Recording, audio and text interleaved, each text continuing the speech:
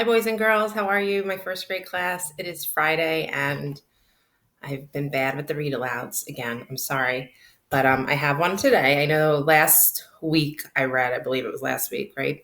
One of the versions of the Three Little Pigs, and there's many, many different versions out there. And I know with some of the reading groups, we've been reading different stories, comparing, contrasting. So I have another one today. It's the true story of the Three Little Pigs by a wolf. So you can see this is like a little newspaper article, as told to John Sheska and illustrated by Lane Smith. So we're going to find out the true story of the Three Little Pigs. I'm going to slide myself up and sit back and relax. The true story of the Three Little Pigs by a wolf. You like that? A wolf? Haha. A wolf. So the wolf is telling the story of what happened. Everybody knows the story of the Three Little Pigs, or at least they think they do. But I'll let you in on a little secret. Nobody knows the real story because nobody has ever heard my side of the story. Come this way a little bit. I'm the wolf, Alexander T. Wolf. You can call me Al. I don't know how this whole big bad wolf thing got started, but it's all wrong. Maybe it's because of our diet. Hey, it's not my fault wolves eat cute little animals like bunnies and sheeps and pigs. That's just the way we are. If cheeseburgers were cute, folks would probably think you were big and bad too.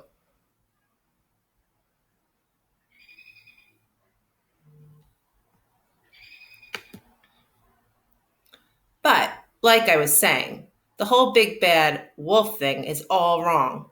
The real story is about a sneeze and a cup of sugar.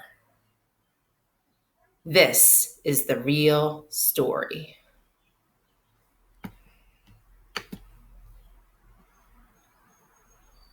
Way back in Once Upon a Time, I was making a birthday cake for my dear old granny. I had a terrible sneezing cold. I ran out of sugar.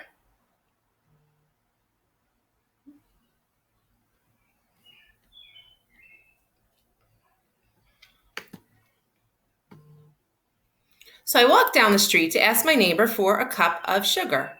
Now, this neighbor was a pig, and he wasn't too bright either. He built this whole house out of straw. Can you believe it?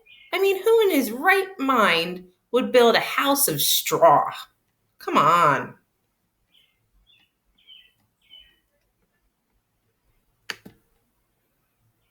So, of course, the minute I knocked on the door, it fell right in.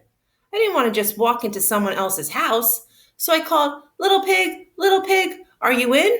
And no answer. I was just about to go home without the cup of sugar for my dear old granny's birthday cake. That's when my nose started to itch. I felt a sneeze coming on. Well, I huffed and I snuffed. And what do you think's going to happen, boys and girls? And I sneezed a great sneeze.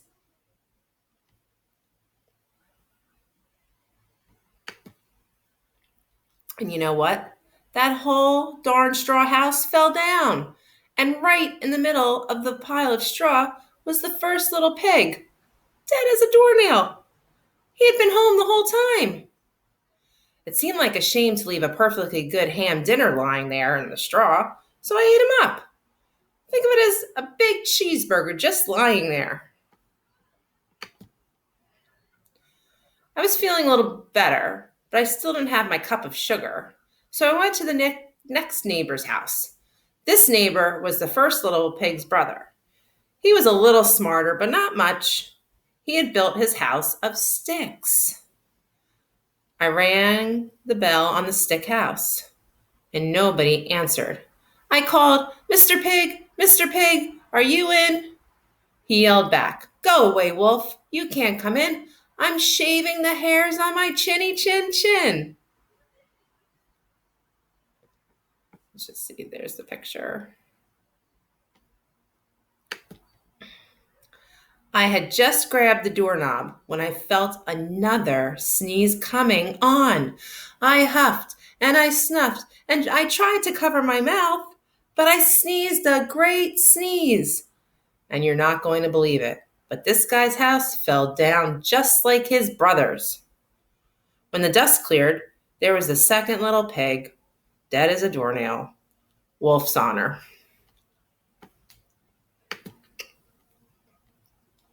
Now, you know food will spoil if you just leave it out in the open, so I did the only thing there was to do. I had dinner again. Think of it as a second helping. I was getting awfully full, but my cold was feeling a little better, and I still didn't have that cup of sugar for my dear old granny's birthday cake. So I went to the next house. This guy was the first and second little pig's brother. He must have been the brains of the family. He built a house out of what? Bricks. I knocked on the brick house. No answer. I called, Mr. Pig, are you in? And do you know what that rude little porker answered? Get out of here, Wolf. Don't bother me again.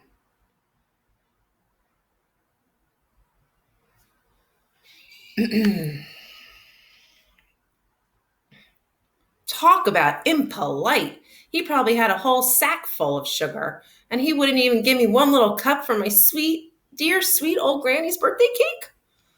What a pig. I was just about to go home and maybe make a nice birthday card instead of a cake when I felt my cold coming on.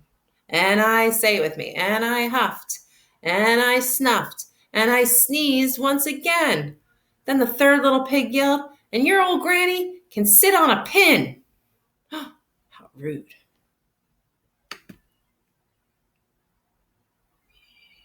Now, I'm usually a pretty calm fellow, but when somebody talks about my granny like that, I go a little crazy. When the cops drove up, of course, I was trying to break down the pig's door, and the whole time I was huffing and puffing and sneezing and making a real scene.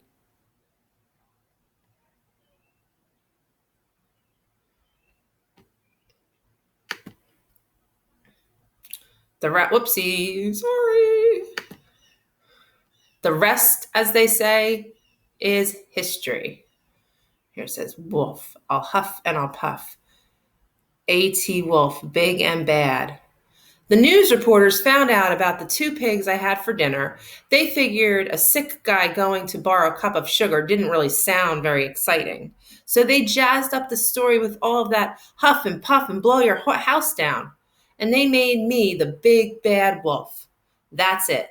The real story. I was framed. They set me up. That's what framed means. But maybe you could loan me a cup of sugar.